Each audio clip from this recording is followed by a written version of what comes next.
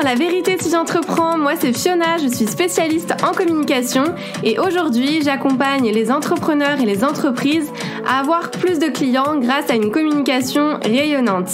Chaque semaine, je vais vous partager des stratégies, des conseils concrets et facilement applicables autour du business en ligne, d'Instagram, de l'organisation, mais aussi mes réflexions plus personnelles et l'envers du décor de l'entrepreneuriat en toute vulnérabilité et sans aucun filtre.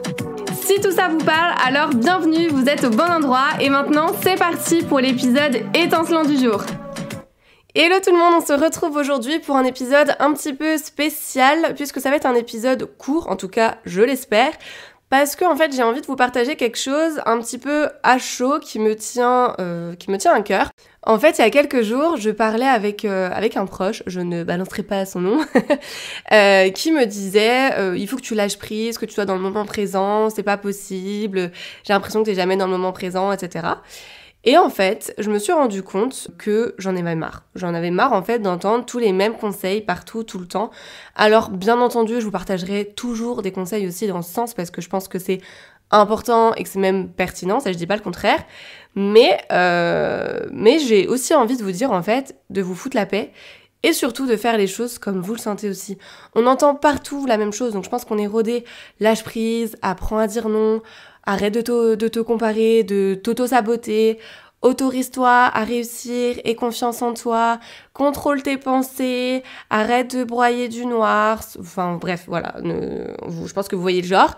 Et ok, c'est génial, mais bordel, parfois, on a juste envie en fait de pas entendre ça et d'avoir des vraies conversations avec des personnes qui comprennent exactement ce qu'on vit.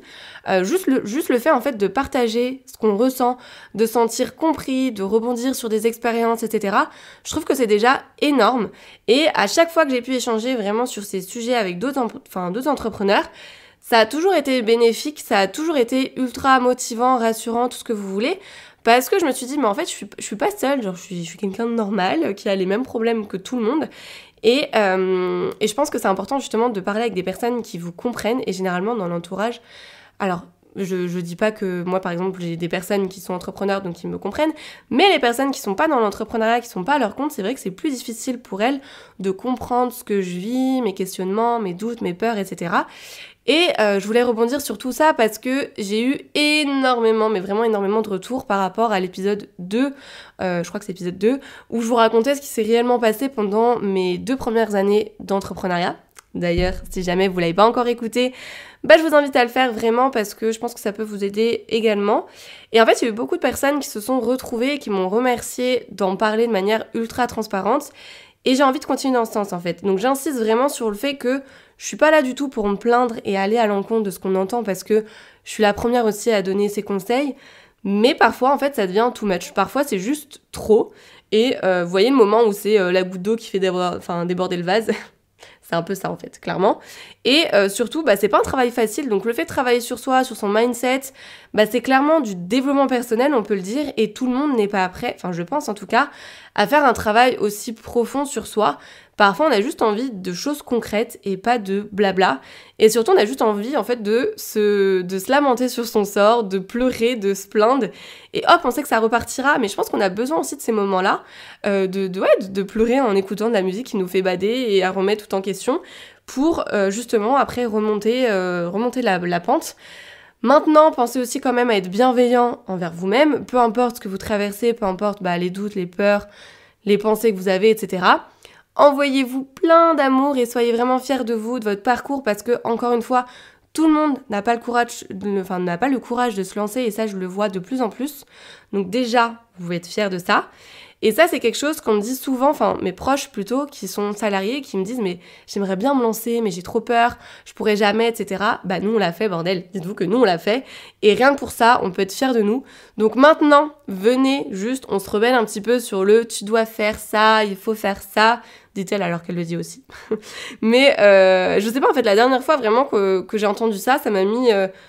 ça m'a pris en fait dans tout mon corps en mode stop, vraiment, il faut qu'on arrête de culpabiliser, d'écouter tout ce qu'on dit et faire en fonction de soi. C'est comme la dernière fois, j'ai partagé une vidéo sur Instagram où je vous parle de la comparaison en vous donnant un exemple, etc. Et en fait, ça a fait polémique, façon de parler. Et beaucoup de personnes disaient, il faut pas se comparer, en fait, c'est ça la clé, etc. ok, mais ça se saurait si c'était aussi facile, je pense. Enfin, après, ça dépend de la manière aussi qu'on a à se comparer, etc. Parce qu'on peut avoir la comparaison saine quand on s'inspire d'une personne et pas qu'on l'envie. Donc tout dépend de notre approche. Mais on peut pas se dire, enfin, je trouve qu'on peut pas se permettre de donner des conseils comme ça aussi, alors, bateaux et qui sont totalement vrais. Bon, j'ai l'impression de partir un petit peu dans tous les sens avec cet épisode, mais j'avais vraiment envie de vous partager ça à chaud en fait. Et retenez bien en fait qu'à chaque étape de notre vie, de notre parcours entrepreneurial, on apprend des choses. Donc même si c'est quelque chose de négatif sur le moment, on en ressort en fait avec une leçon et c'est ça qui est hyper enrichissant. Donc ça, je l'ai vraiment intégré il y a peu de temps et je vais pas dire le contraire, le mindset est super important pour vraiment développer un business sur du long terme en tout cas et sentir bien au quotidien parce que quand on bloque, quand on n'arrive pas, quand ça se passe pas comme prévu, ce qui arrivera forcément, si on a un bon mindset, alors on va vraiment pouvoir prendre les bonnes décisions et agir justement vers notre réussite, faire en fonction en tout cas d'atteindre nos objectifs, parce que oui, notre mindset va être mis à rude épreuve, ça on le sait, et ça va pas aller en s'améliorant, on va pas se mentir, mais concentrez-vous réellement sur vous, sur ce que vous voulez, sur ce que vous aimez, et en fait j'ai vraiment l'impression qu'on est beaucoup à saturer en ce moment niveau contenu, niveau conseils, etc. On en voit partout et tout se ressemble, et encore une fois, je suis pas un exemple parce que je suis la première à partager beaucoup de conseils un petit peu bateau, mais parce que je pense que c'est aussi des conseils où les personnes ont besoin de les entendre pour vraiment les comprendre et de les voir plusieurs fois, mais il faut faire les choses différemment, enfin je dirais plutôt, je vous invite à faire les choses différemment, simplement en partant de vous. Il n'y a pas une seule et bonne manière de faire les choses, de développer un business, il suffit pas d'appliquer tout ce qu'on a appris à l'école, de recopier les concepts, les techniques qu'on voit à gauche, à droite, etc. Tout est une question d'équilibre. C'est ce que Chloé d'ailleurs nous disait dans l'épisode 3 par rapport à la gestion des émotions. Et d'ailleurs, on nous dit aussi souvent de lâcher prise, d'arrêter de tout contrôler, etc. Ok, c'est génial, encore une fois, mais il faut savoir qu'on a 2 besoins primaires dans la vie. Il y en a un qui est vraiment le besoin justement de certitude, de contrôle, de planifier, d'anticiper, etc. Mais il y a aussi le besoin en fait d'incertitude, d'être surpris, de variété. On a besoin en fait des 2. Et c'est pareil pour le côté organisation vs intuition. On peut être organisé, mais aussi écouter son côté un peu plus intuitif. Il suffit en fait de trouver le juste milieu qui nous convient à nous, et ça c'est transposable en fait sur pas mal de choses dans différents domaines. Bref, c'était un épisode court, et encore je pensais que ça allait être un petit peu plus court que ça, mais j'avais juste envie en fait de vous dire d'arrêter de rentrer dans des cases, de vous conformer si vous n'avez pas envie, et je voulais aussi vous partager cette petite réflexion comme si je faisais un vocal en fait à ma copine. Et vous aurez remarqué quand je fais des vocaux du coup à mes copines, ça a pas trop de sens, je pars un petit peu dans tous les sens, un petit peu comme cet épisode.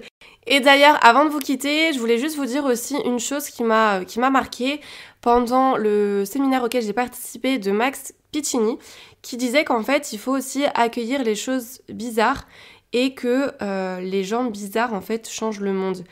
On apprend des critiques et je pense qu'il faut aussi en avoir conscience et on voit beaucoup de personnes qui veulent rentrer dans des moules, etc., etc.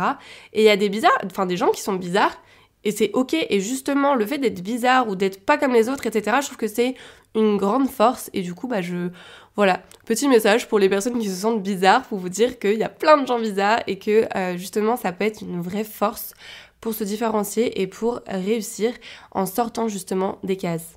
J'espère que ce petit épisode, qui n'est plus si petit que ça d'ailleurs, vous aura plu. Encore une fois, n'hésitez pas à me partager votre ressenti par rapport à cet épisode.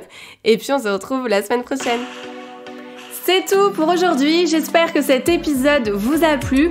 N'hésitez pas à vous abonner si vous ne voulez absolument pas manquer les prochains épisodes et à laisser 5 étoiles pour me soutenir.